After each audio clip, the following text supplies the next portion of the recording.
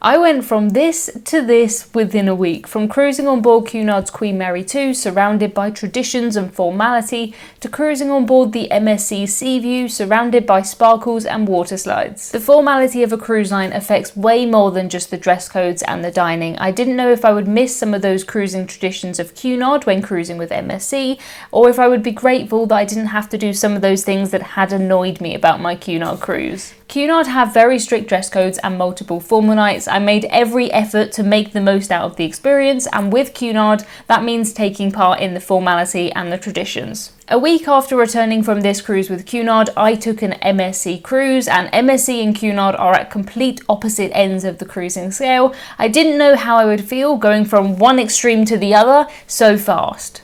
Everything, and I mean everything, on MSC cruise ships is sparkly, it's new, it's modern. They have things on their cruise ships like bowling alleys and zip lines, and you won't find anything like that on a traditional Cunard cruise. My Cunard cruise was 4 nights long, and because of the formality of the dress codes, because of everything that I had to pack what for me is a lot of clothes. I usually travel pretty light, but I took a size medium suitcase on this cruise for 4 nights. For me, that is not a thing. I never do that. It didn't matter though, because I was cruising from my home port, so I didn't need to worry about flying.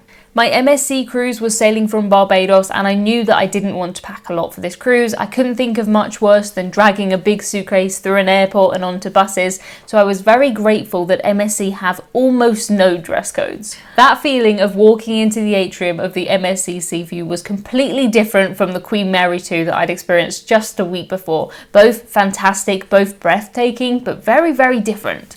Cunard cruise ships are very traditional in their design. You'll find a lot of wood, you'll find original artworks, you'll find a lot of bouquets of flowers, and to me, being on the Queen Mary 2, it always felt like we were on a ship. If you were to look back 100 years, the design of this type of ship hasn't really changed. Your weekly piece of cruise trivia is that MSC hold roughly 7% of the market share of all cruise passengers. That puts them at number 3 in terms of cruise line size, just below Royal Caribbean and Carnival. Cunard, on the other hand, have less than 1% passenger share. They are, of course, owned by Carnival, which is a much bigger company, but if you were to compare MSC's passenger numbers versus Cunard's passenger numbers, about 7 times more cruise with MSC than Cunard.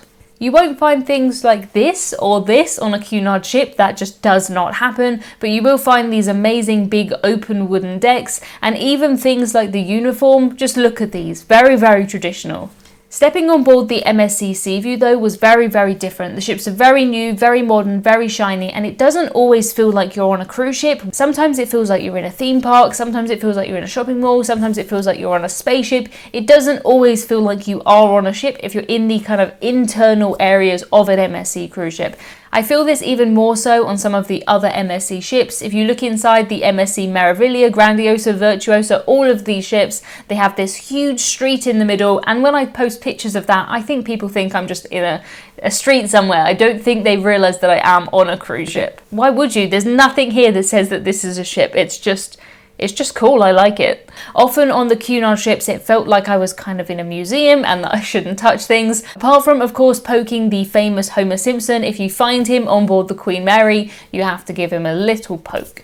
One question I often get asked when talking about formal cruise lines like Cunard is, what is the dress code during the day? I think people think that if I was to take 10 random people off of a Cunard cruise, 10 random people off of an MSC cruise in the day and mix them up, you would somehow be able to tell who belongs to which ship, but there is absolutely no way. There are no daytime dress codes on any cruise line that I know of, and you just wear shorts, you wear dresses, you wear whatever you like depending on the weather. You don't have to be dressed up all the time on a Cunard cruise.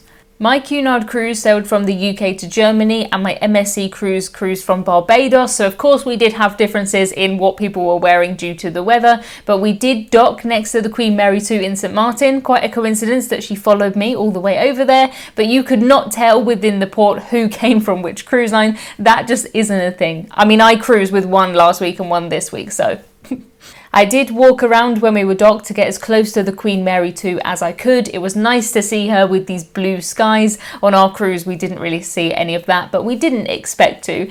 I did wonder if I could use my cruise card from the week before to try and sneak on board the Queen Mary 2. That wouldn't work for a number of reasons. Number one, it has your dates written quite clearly on the front of the cruise card, and secondly, your cruise dates and all your information are held within your cruise card. As soon as you scanned it to get on the ship, that would flash up, that would flag, and it would say, don't let this person on this cruise, they're not on this cruise. I wouldn't try it really, but it did cross my mind for a second. As we headed towards our first dinner on board the MSC Seaview, I still kind of had it in my mind that I needed to get changed for dinner. I was very much in that routine of getting changed for dinner every day, but we decided on this first day just to go to dinner as we were. I wore shorts and a t-shirt to dinner, and I did feel like I may get told off as I walked into the restaurant. Of course I didn't, but it was quite different from that Cunard experience. On the Cunard cruise, there were no days when you could wear shorts and a t-shirt into the main dining room. Even if you were going on informal night, that's still more formal than the formal night of any other cruise line. It just wouldn't have been a thing. On MSC though, on a regular day, as long as you're dressed and you're not wearing something that is particularly offensive, if you have a t-shirt that says Pepsi sucks, Coke is better,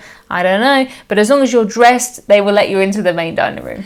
On the Cunard cruise, the dress code applies pretty much ship-wide after 6 p.m, so if you want to go to the theatre in the evening and you're wearing your jeans, you're going to have to change just to go to the theatre. For me, on the MSC cruise, if I had worn jeans, that pretty much would have been formal wear for me. It was just shorts, it was flip-flops, it was dresses, and it was nice to go the full week without ever having to wear jeans. Some people do ask if the atmosphere is lost when the dress codes are lost, and I wouldn't say any atmosphere is lost, the atmosphere is just changed. It was very nice on the Cunard cruise to go out and to be able to see everybody in these amazing outfits, but also it was very nice to be on the MSC cruise to just be comfortable and just be slouchy.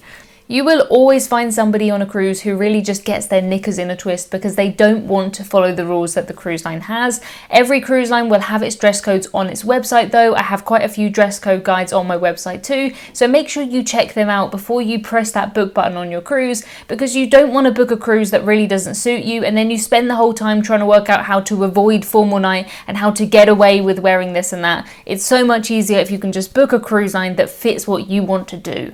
Your Britishism of the week is getting your knickers in a twist, and getting your knickers in a twist just means getting annoyed, but for no real reason. You're just getting your knickers in a twist. Knickers, of course, being a type of underwear that's usually worn by women or girls. I should also point out that here in the UK, this is what we call pants, which is why we laugh when we hear Americans talking about their pants, because we think of this, we don't think of this. To us, these are trousers and these are pants. I don't think I'll ever get used to it. Occasionally I do get comments on my YouTube channel that will say that they like my pants in a certain video, and to me I panic for a second and I think, oh no, they can see my pants, but it's fine. At this point in our cruise, I was still expecting some sort of formal night from MSC. I have cruised with MSC in the past, and usually there's a dress code that says that you wear a shirt or you wear a dress. It's normally pretty relaxed, but I was quite surprised by how this actually worked out on this cruise. Most cruise lines will have some sort of formal night of sorts. They might be called a gala night, a celebration night, a dress to impress night. There are so many names for it, but usually on most cruise lines, apart from Norwegian Cruise Line, on most other cruise lines, there is some night where if you want to dress up, this is the night to do it.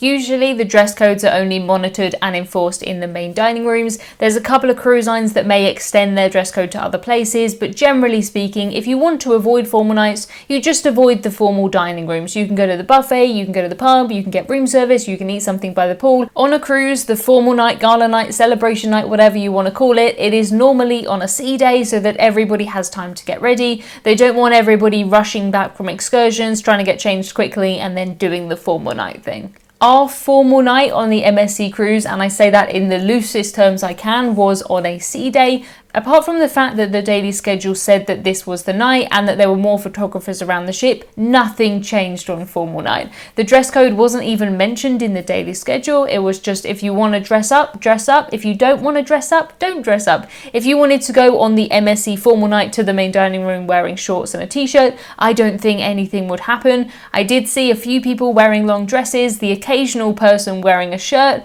but if you were wearing a shirt and trousers on the MSC formal night, you're in the top top 5% of formality for sure. If you were on the Cunard cruise and you just didn't have a bow tie for formal night, you would be in the bottom 5%. So that's kind of the scale that we're dealing with here. As much as I loved our Cunard cruise, I'm glad that I took this cruise with MSC. Our MSC cruise was quite an adventure and I still can't believe how little I paid for it. To find out what my cruise on the MSC Seaview was like, including how the entertainment and the food have changed in recent years, check out this video next.